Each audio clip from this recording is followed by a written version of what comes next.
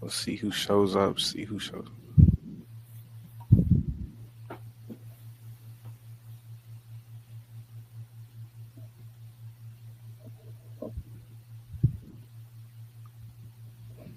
Hey everybody. Hey everybody.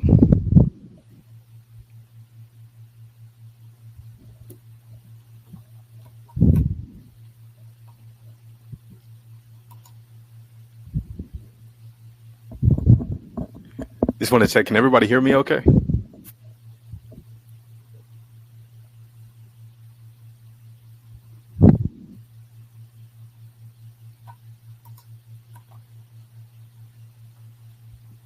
Perfect.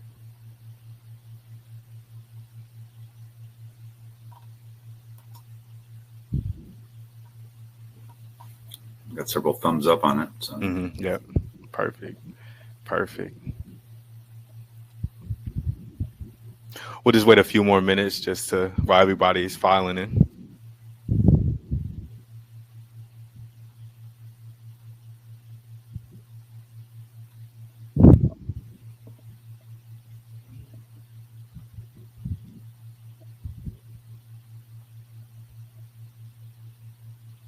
We have no sound. Perfect. Perfect. I hope everybody's been having a good day so far.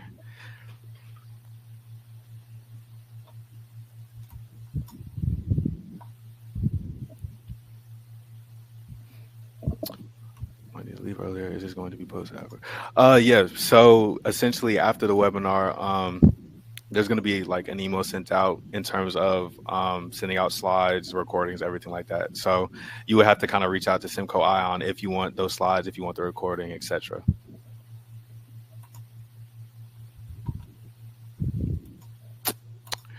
Perfect. I'll wait one more minute here, just while people are still kind of filing in.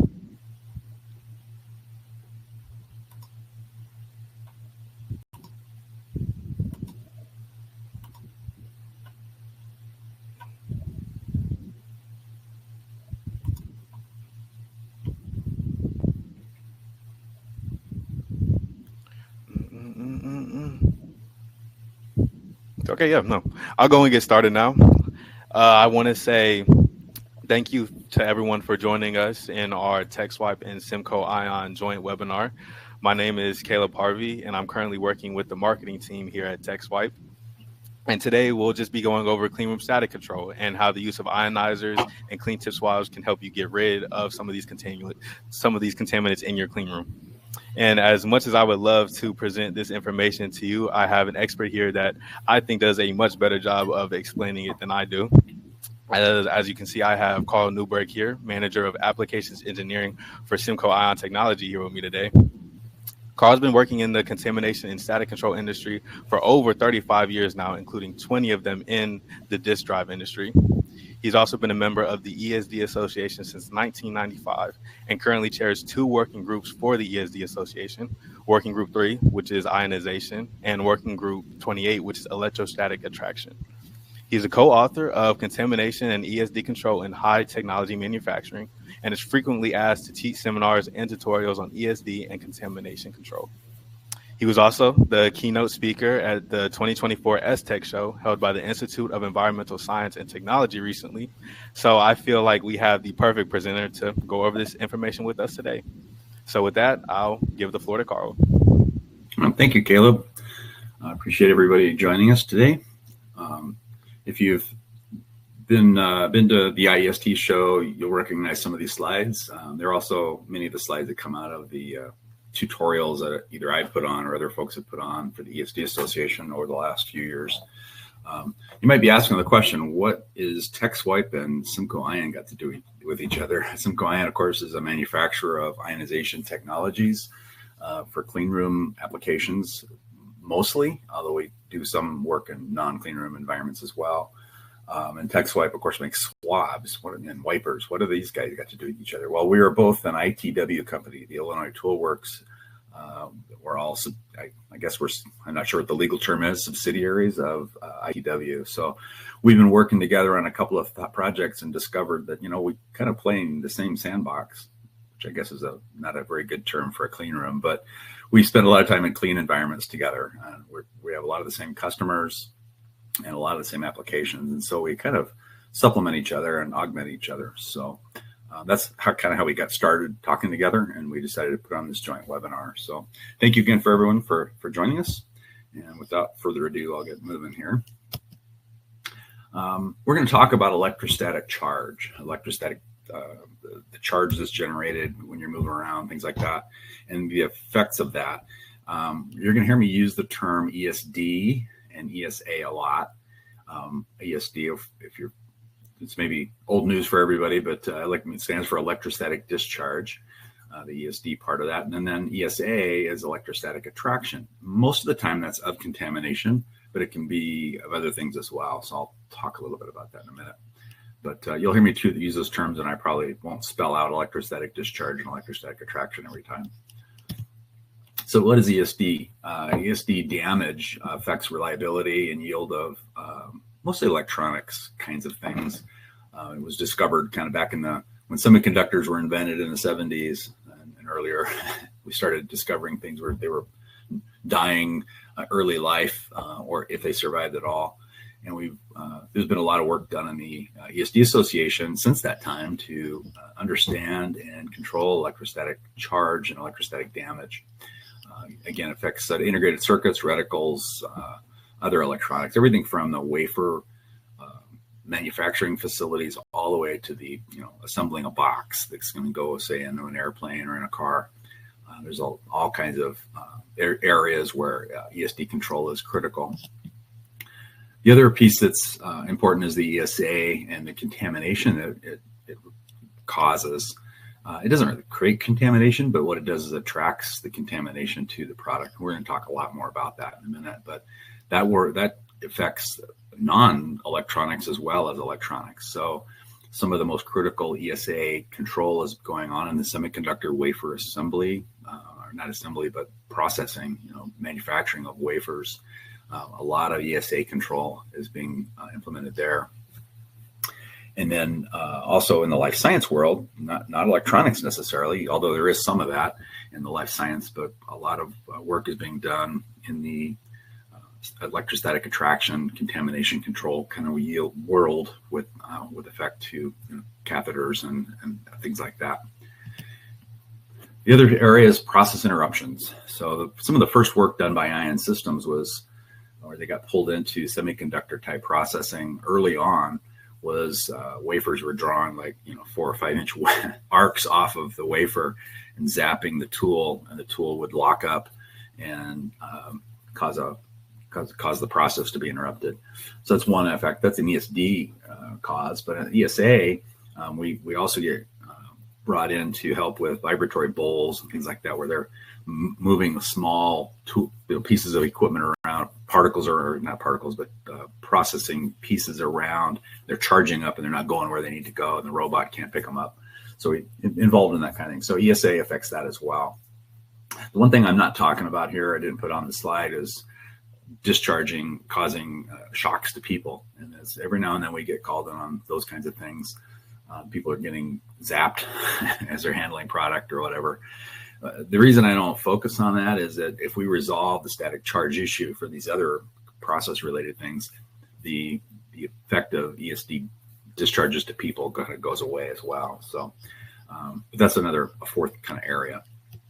So electrostatic charge can kind of cause a lot of problems in a process across many industries.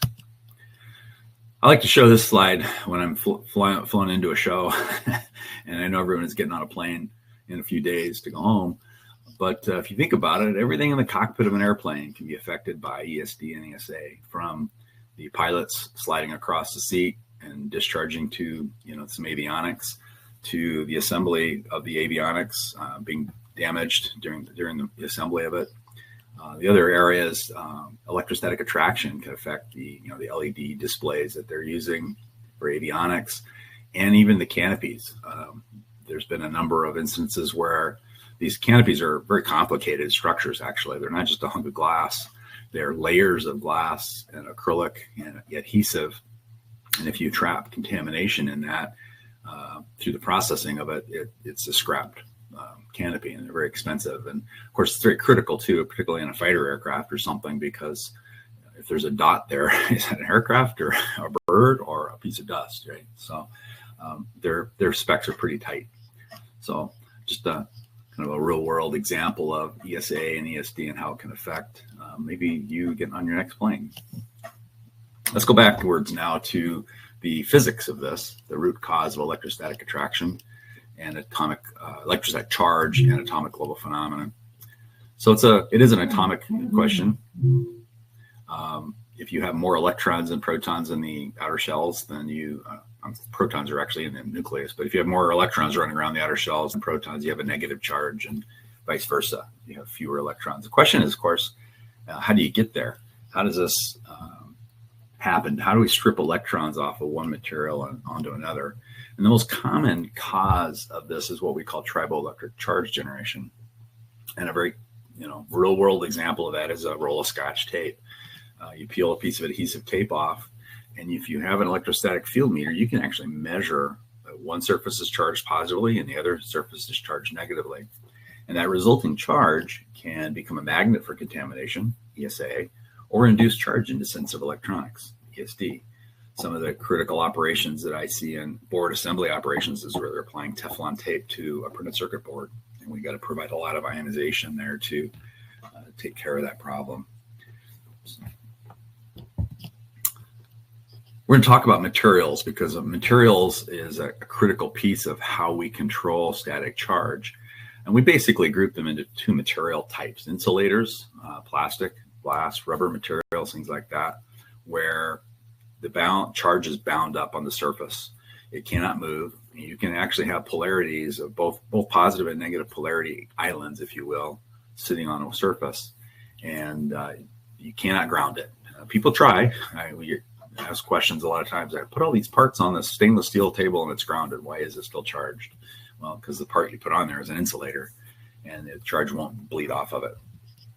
Conductive materials, on the other hand, are metals, carbon-filled plastics. People are conductors, and there the charge is free to move around, and it can be drained to ground if you ground it.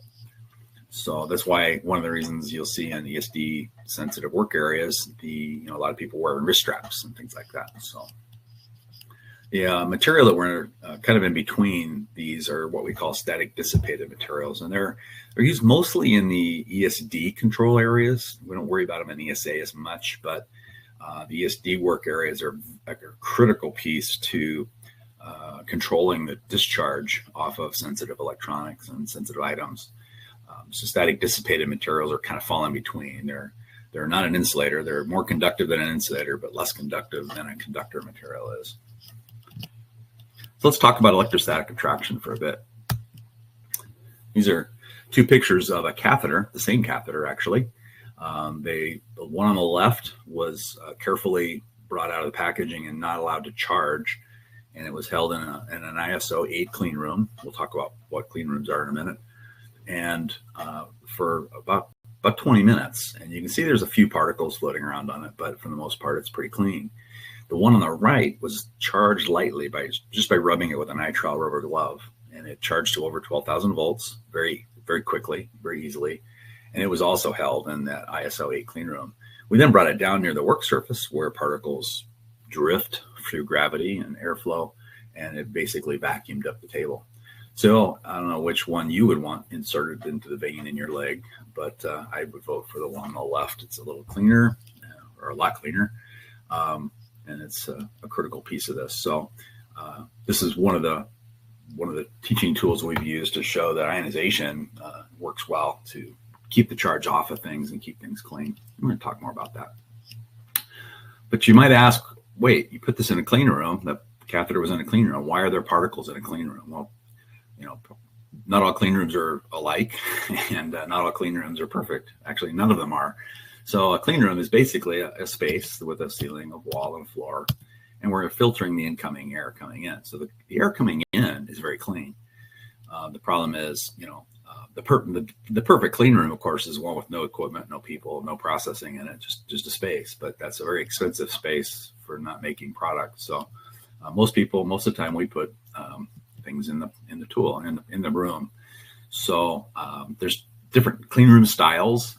The one on the left is what we call a mixed flow type clean room, and we're using that to dilute basically the particles that are generated in the processing by people and processing the product. We dilute it with the clean air being brought in through the filtering systems, and the particles are carried out through the side returns here that are shown. So the particles swirl around. It's not a laminar flow. It's just we're diluting the air. It's cleaner up here than it is down here, and hopefully we're pulling a lot of the particulate out through these what we call side air returns. This image on the right is what used to be called a vertical laminar flow clean room. We call them unidirectional now. The physicist said, there's no such thing as really laminar flow, but the idea is, of course, the airflow comes straight down, collects the particles, it goes down through the raised floor, and then is returned and filtered out of the system. Big differences here is that in a vertical laminar flow type clean room or unidirectional. I'm old school, so I'll probably call it vertical laminar flow a lot. You have 100% HEPA coverage, and you have a raised floor. There are other differences as well, but that's one of the biggest. Those are the two biggest ones. The one on the left, of course, you have maybe 30% of the ceilings covered with HEPA filters, and you don't have a raised floor. So this is a much cheaper clean room to build than the one on the right. These are very, very expensive. And so that's why there's a difference. Typically, the ISO, say 6, 7, 8, maybe 5 is in the mixed flow.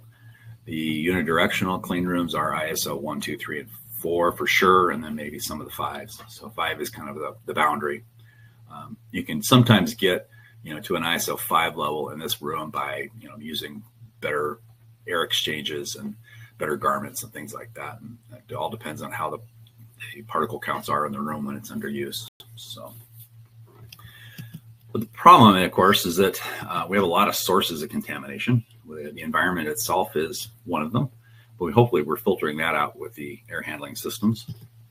The product itself can be a contaminant. As it's moved around, it generates particles, and that's one of the things we look for when we're troubleshooting a contamination problem.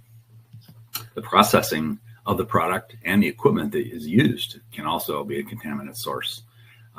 Processing equipment has motors and solenoids and doors that open and close, and all of that generates contamination that we need to be aware of and take care of in most situations. But of course, the biggest source of contamination are people. If we were snakes, we would shed our skin once a year, but we're not. We're human beings, and we generate skin flakes and hair every day.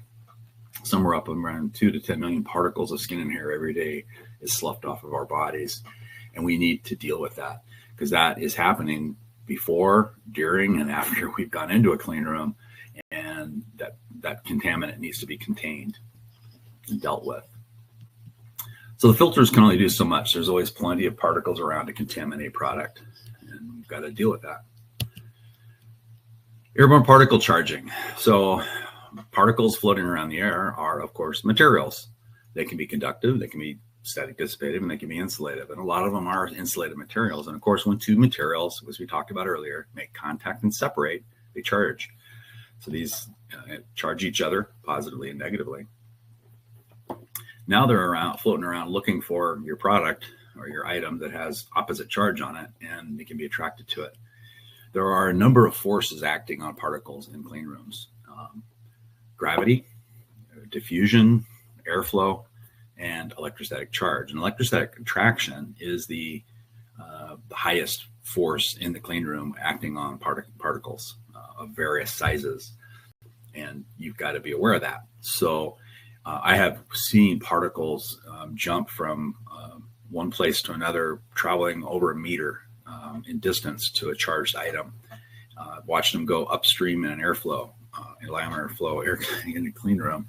It's kind of disturbing to see, but it does happen, and you've got to be aware of that and deal with the electrostatic part of the equation. Otherwise, the best clean room in the world is not going to help you.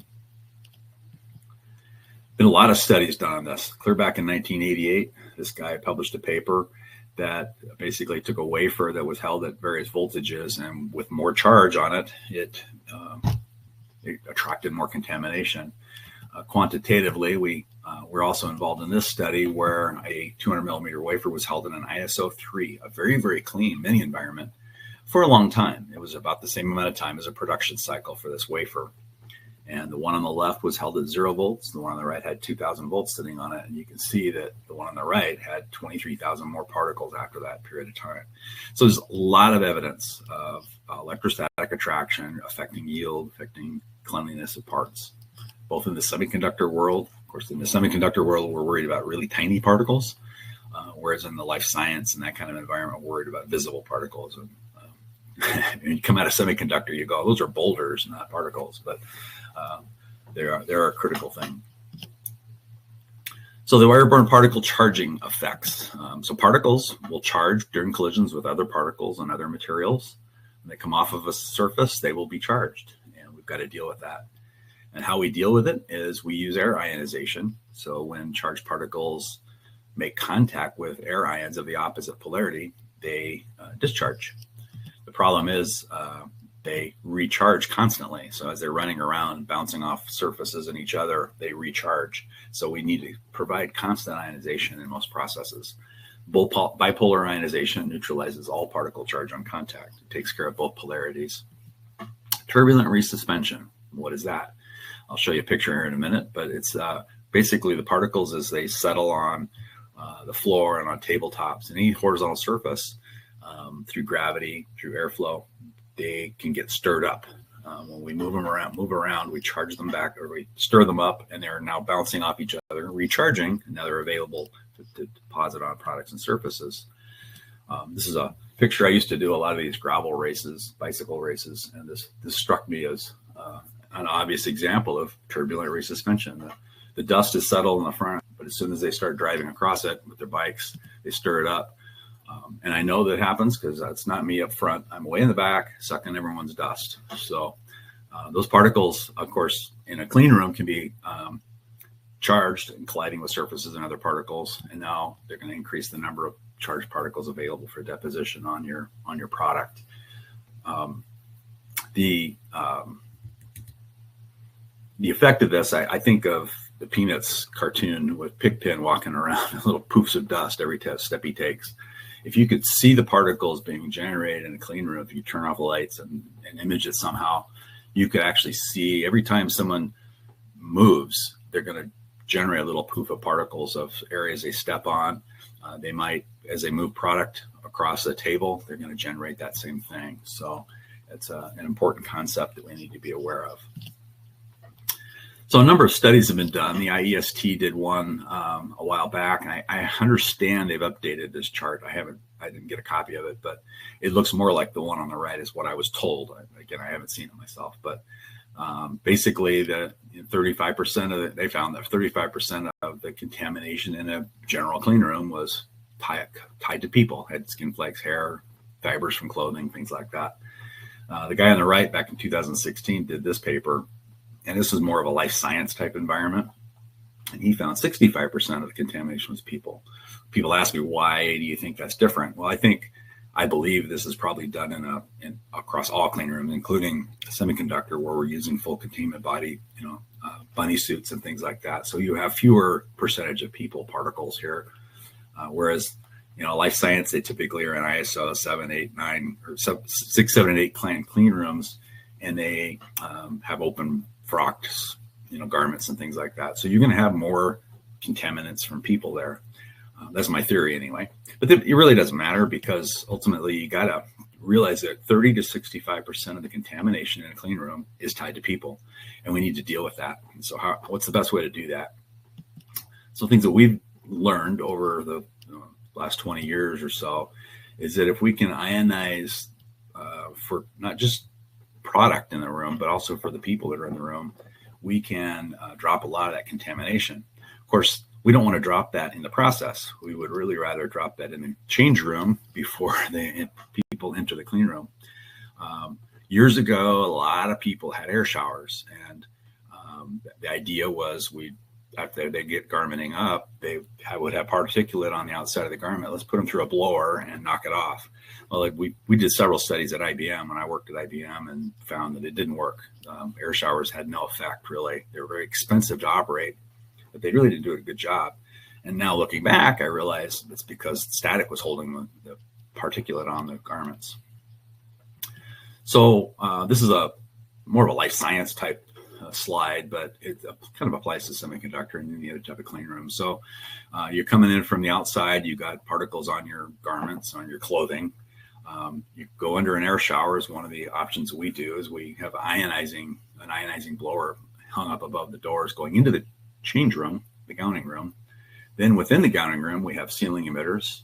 I'll show you some of these later too. But there we're going to ionize the garments as you're putting them on. But also if we do it right and we have the garments hanging up in the right mode, we're actually cleaning the garments while they're sitting there, which is kind of handy.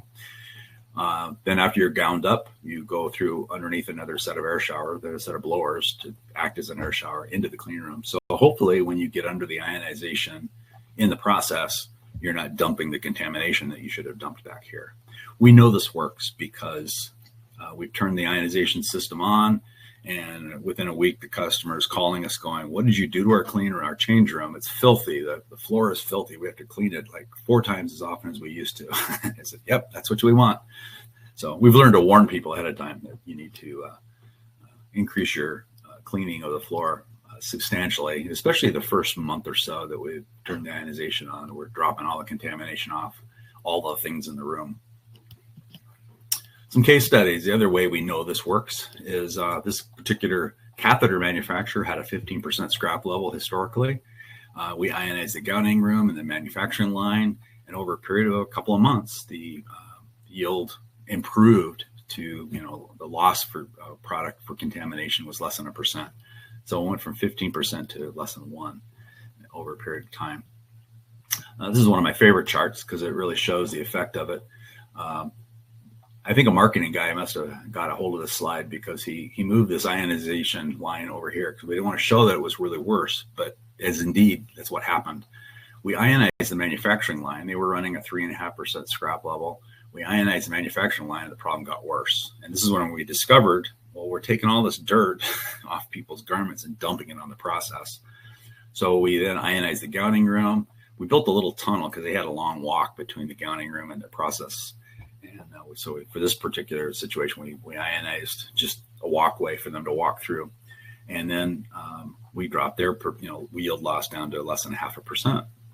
Of course, this particular manufacturer was doing a lot of stuff. They were changing garments. They were changing airflow profiles, lots of stuff they were doing, changing gloves and garments and like that sort of thing.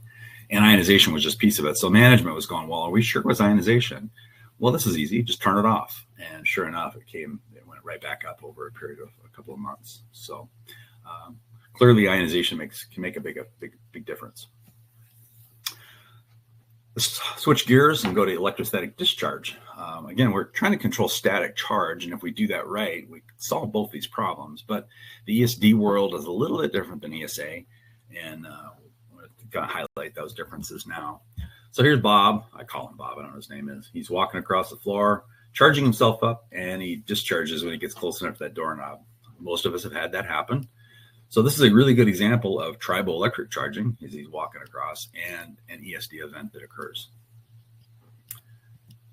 So what voltage, when you walk across the floor, what voltage do you get on you before you feel the discharge?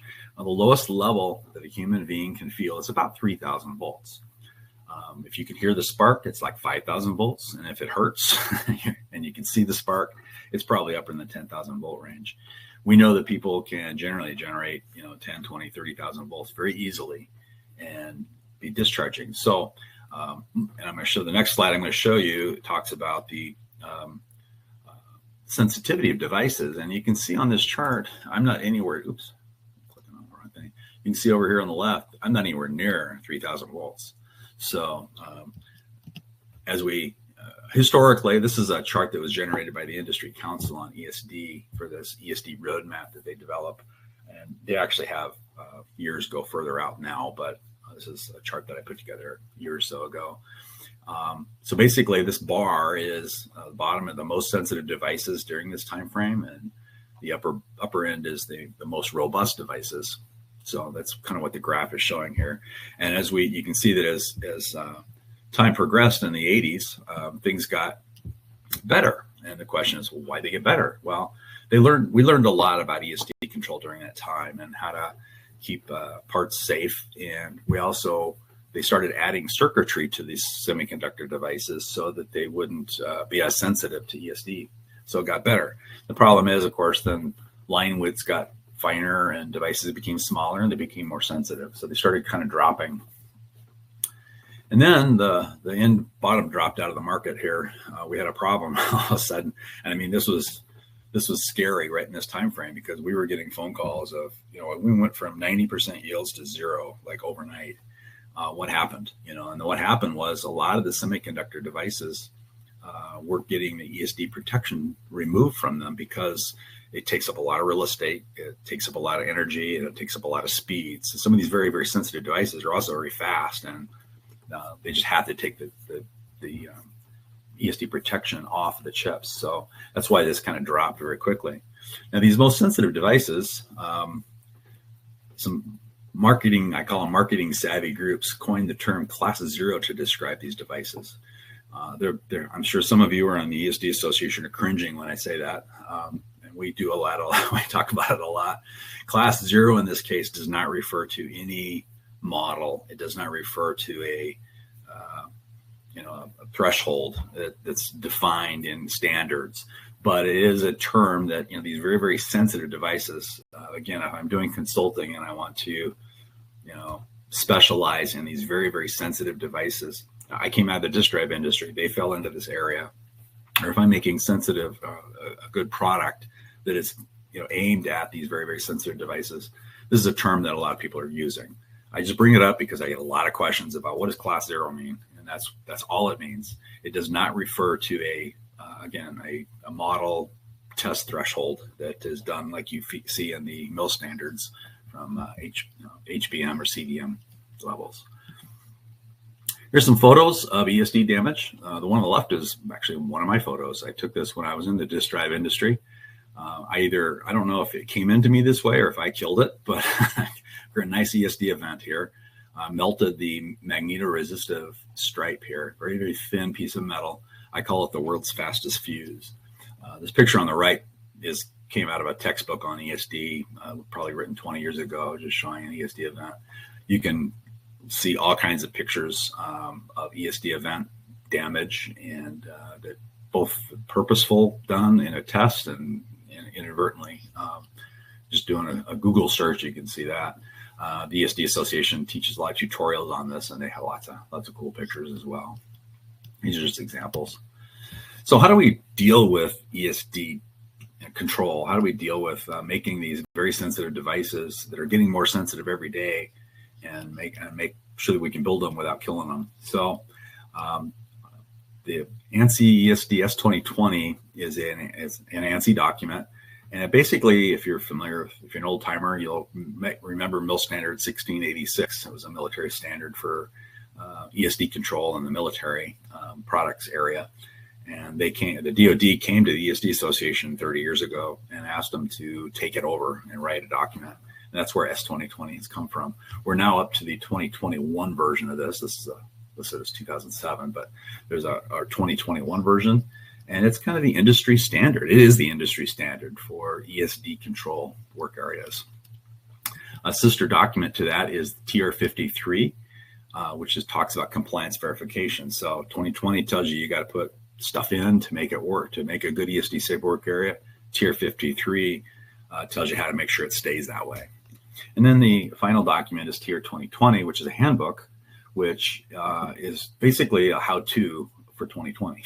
So if you're setting up an ESD safe work area or an ESD control program, I would highly recommend 2020. You can download for free. Tier 53 and Tier 2020 can be purchased from the ESD Association, and I'd highly recommend them. They are excellent documents. So what are those documents going to tell us to do? So I got a blank room here, and I'm going to turn it into an ESD protected work area. So I'm going to cover the floor maybe with a conductive floor. I'll have a workbench. I'm going to cover that workbench with a table mat. It's a dissipative table mat. I need power. And I may have a table or a floor mat. It could be a fatigue kind of mat, or it could be, if I don't have an ESD floor, but I want to use matting to ground people that are standing on it, I may put a dissipative mat there, or a conductive mat. I may have an ionizer. I have a common point ground. Kind of snuck in there, but this is what we call a common point ground. This is a critical piece of an ESD safe workstation, because from that common point ground, I'm going to connect all the items together that are dissipative or conductive. And if I have power available, I'll ground that to the AC ground. And that way I can make sure if I have a soldering iron on the station that's also plugged into AC, that it's all grounded together. I may have a rack that I ground. I may have a cart with equipment on it that I ground through either the wheels or a drag chain, or both. I'm not a fan of drag chains, by the way, but that's just me. I may have ESD chairs, again, that have conductive casters and a ground chain. And keep in mind that these things that roll around, if I don't have a dissipative or conductive floor, these are not going to work. These won't work, and you'll need to do something else. But these are optional elements within 2020. You don't have to have these in an ESD safe work area. There are some limited things that are required. One of them is operator grounding. We'll talk about that in a second. I may have ESD control packaging. So when I move my printed circuit board that I've assembled on this workbench off and out of the ESD's protected work area, it's protected well. Packaging is a requirement in 2020. I may have my styrofoam coffee cup. Oh, that's not supposed to be there. I should have not allow that into my ESD safe work area. I also point this out when I'm live. I ask people, what about the box? The box should have been removed as well. But, my operator is coming in and he's wearing a wrist strap. And he may also have either conductive shoes or heel straps or foot straps of some kind to ground him to the floor. So when he's walking around and not tethered, he is grounded and doesn't have a lot of charge on him. One of the requirements in 2020, by the way, is if he is sitting down in that chair, it doesn't matter if it's an ESD chair or not, he has to wear a wrist strap. He must be wearing a wrist strap whenever seated. We've just found that people don't stay grounded well through the floor when they're seated. So in kind of summary, I wrote this slide up. It said basic static control. And I said, well, it's very basic, because this is doing all of these elements seems simple at the first blush, but they can be very complicated, a lot of variables. But the main thing, one of the things you want to do is avoid insulated materials. You want to ground all conductive and static dissipated materials, which includes product, anything that comes into contact with a product, and personnel. You want to use proper tools, like ESD compliant swabs. Yes, I'm going to pull Texwipe into this conversation here. We're going to utilize air ionization to deal with charge on product and other process essential insulators. And we're going to use proper packaging when transporting those items, the sensitive items, out of the work area. So S2020, this is a paragraph right out of it on insulators. So the key thing is, if you have non-essential insulators, they group them as non-essential and process essential insulators. Non-essential insulators shouldn't be in the room. But if they have to be, then you want them to be at least 12 inches away, 300 millimeters away from any sensitive product. If you have process essential insulators, what might that be? Well, printed circuit boards. There's a lot of insulated materials in a printed circuit board, and you have to have it there. The plastic ball grid array package, for instance, will have, the insulative parts of that are a process essential insulator. There's a number of other ones. Some forms of tape, Teflon tape, things like that are all essential insulators, and you've got to deal with them. If they are less than an inch away, they have to have less than 125 volts when measured with a non-contact voltmeter. There's more language in this paragraph, but that's kind of a summary of it. So we've got to deal with the process required insulators. And the way to deal with that is ionization. Let's talk about those critical items, though. Some critical items that are found in many clean rooms and ESD safe work areas. Tweezers, swabs, screwdrivers, that sort of thing. Why are they critical? Well, tweezers, screwdrivers, and similar are typically metal, and many have insulative handles. and they can make direct contact with circuitry. Think of a soldering iron. If you're making contact soldering a circuit, you're injecting energy right into that circuit.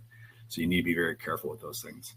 The swabs are all over the map in terms of how they're made, and I'll talk about that in a minute. But they have insulated handles that you're handling all the time. You're actually purposely touching these handles, and they will charge up, and they can induce charge into sensitive circuitry. The anatomy of a cleaning swab. So the swab head is typically foam, which is the bottom picture here, or a cloth type swab material.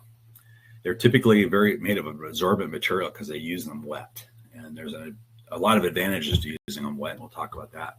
The swab handle, I've seen a myriad of materials used for swab handles: wood, paper, board, many types of plastic, and some of them are static dissipative.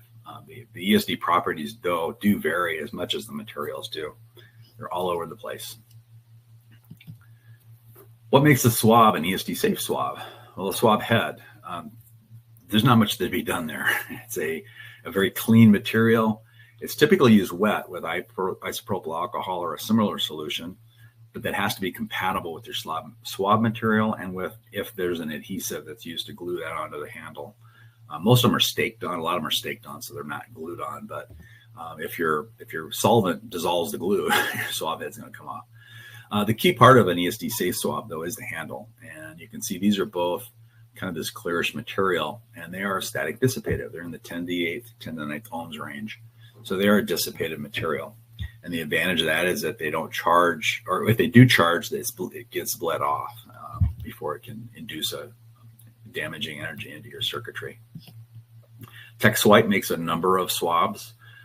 They have a swab for every application, and you can see the different types of ESD safe swabs that they make here. There's a cool video on it. It was too long to put into this presentation, but it's a nice video up on YouTube you can get to here.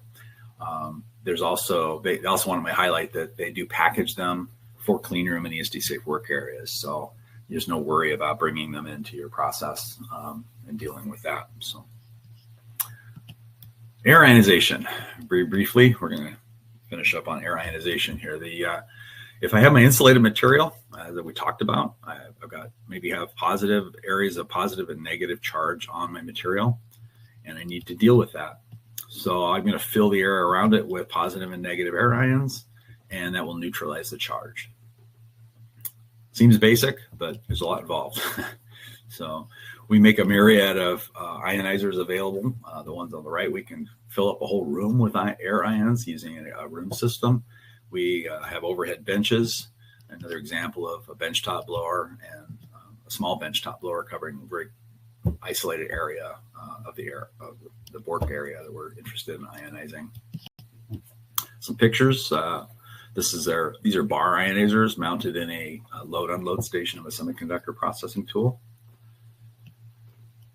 Small blowers in back-end assembly tool ionization. Some test handler pictures. So we have the ionizer here blowing down on the parts, and the ionizer here mounted blowing straight down. We also have compressed gas ionizers and a manifold to direct that air once it's ionized. We ionize both air, and we also have one ionizer that is designed to ionize pure nitrogen. It's the only ionizer in the industry that can do that, and it will.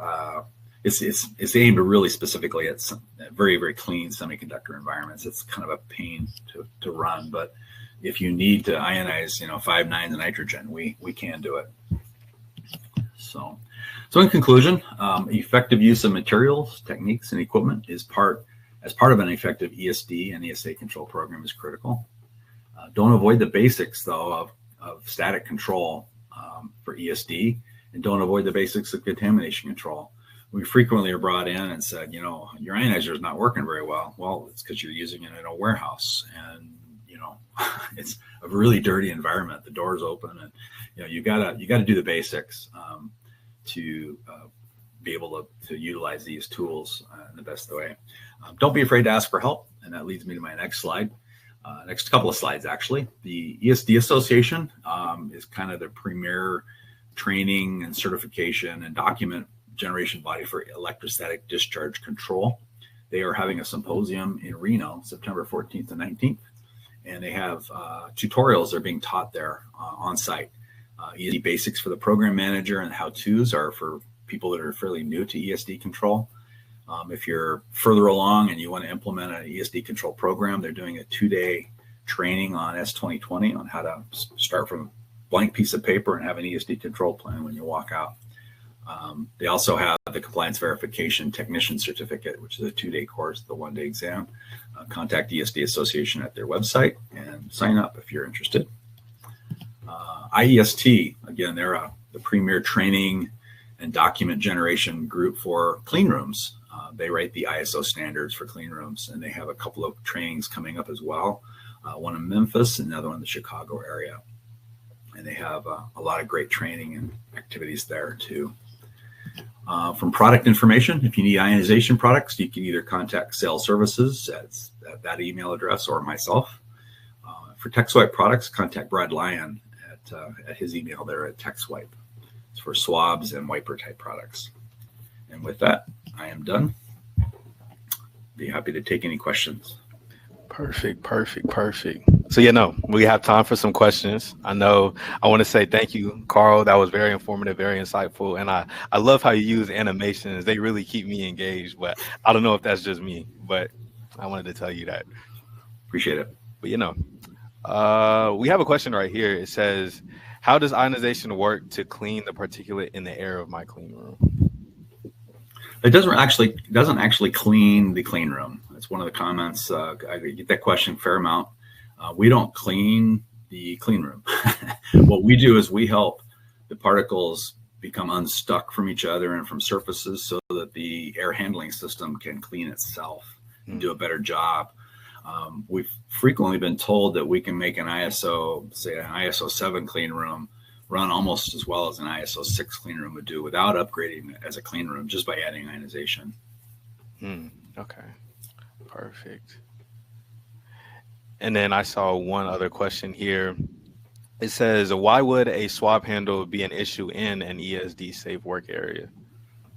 As I mentioned, the swab handle, you're always touching it. Yeah. And so you can always charge it up.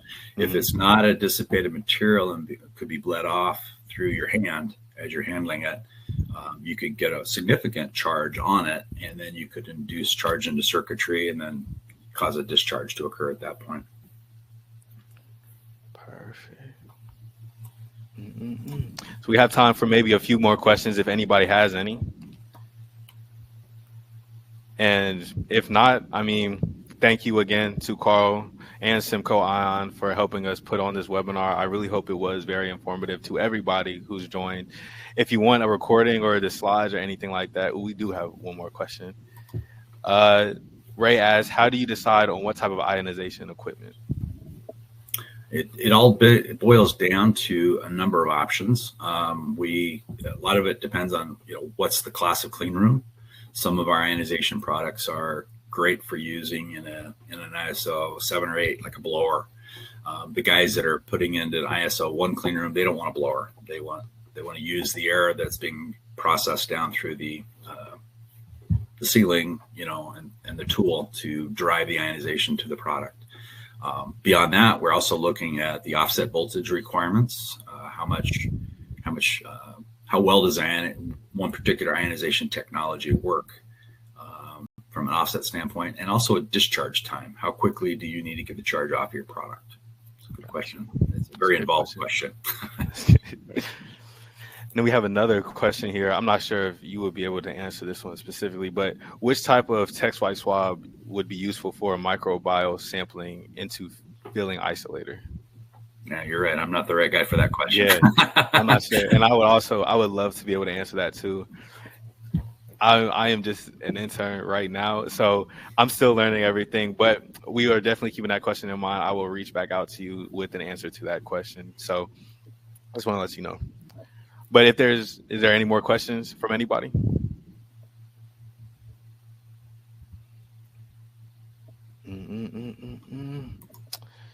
Okay, then. So With that, again, I want to say thank you to Carl and Simco-Ion for helping us put this together. I know we did a lot of work on this, and thank you to everybody who was able to join us today. Again, if you want these slides, the recording, anything like that, you can just reach out to Carl or me or pretty much anybody at Texwipe, and then we'll just try to get those slides over to you as soon as possible. Actually, we do have one more question here. It says, how does the particles went to land can be recharged? Not positive what he's asking, but I'm guessing if a particle is landed on a surface, he's asking how it can be recharged. Basically, when you stir the particle up with airflow or other kind of movement, you're making contact with it, or you're separating it from the surface it landed on, and it's going to recharge juice due to triboelectric charging. So I hope that answers his question. It's the only thing I can think of. So yeah. Got you. It's kind of the best. Let's see if there's any more questions before we go. We have time for one more, if there's any.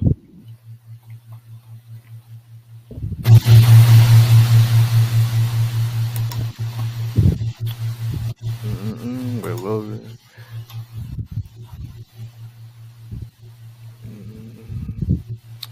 Ray wants to know, how do you set up an assessment?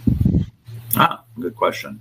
I'm assuming Ray is discussing the assessments that we do. I'm not sure if Texwipe offers assessments, but we do a number of different types of assessments, everything from a ESA to an ESD control type assessment. If it's real involved, we'll sometimes refer them to other organizations like the ESD Association. But on our website, good question. On our website, I'll leave it at that. We have various links that will take you to the type of assessment. We talk about ESD and ESA assessments, and we also, a lot of our assessments are just what his question was earlier. I need an ionizer, and what's the best one to use in my environment? And we do offer a service where we'll come in and evaluate your service or your environment and help evaluate it. Our first level of that is done with our sales managers. And then if they need more help, we have a whole applications team. I have two other guys in the United States, one in China, one in Japan, and one in the Netherlands that can come in and help out as well. Got you. We have a question here from Christina. What if the particulate is already on the product? Can ionizing equipment help eliminate it? Absolutely. One of the products I probably should have shown was a blow-off gun. We have blow-off guns that have ionization built into them. If you're using a blow-off gun in your process to clean product, it absolutely should have an ionization source with it to discharge the particulate. Once the particle is really stuck on, though, even reducing the static charge may not help. But certainly on the initial stages, once the particle is first attracted to the part, discharging it will be a critical piece to that. I've watched people use, not to disc swabs, but I've watched people use a swab to move particle around on insulative surfaces, and they move it, they get it off, and then it jumps back onto the part. And then they throw the part away. They get frustrated. So adding ionization at that, the swab would work beautifully and just pick the particle right up. Got you. It's a great question. It's a good question. Let's see if there's one more. We can probably do one more. Making good time.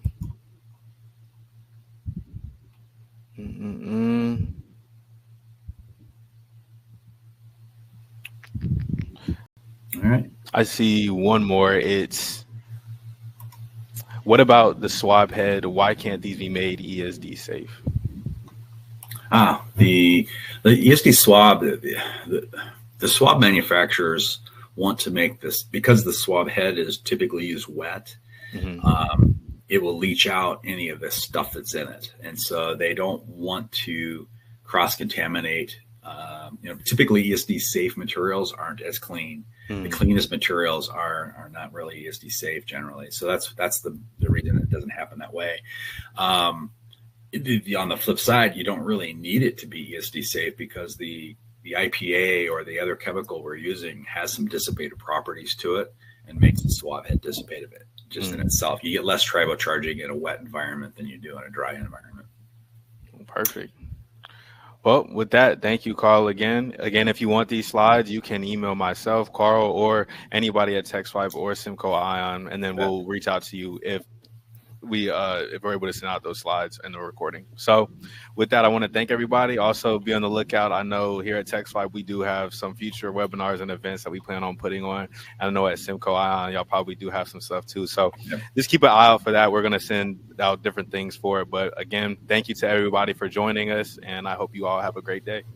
All right. Thanks.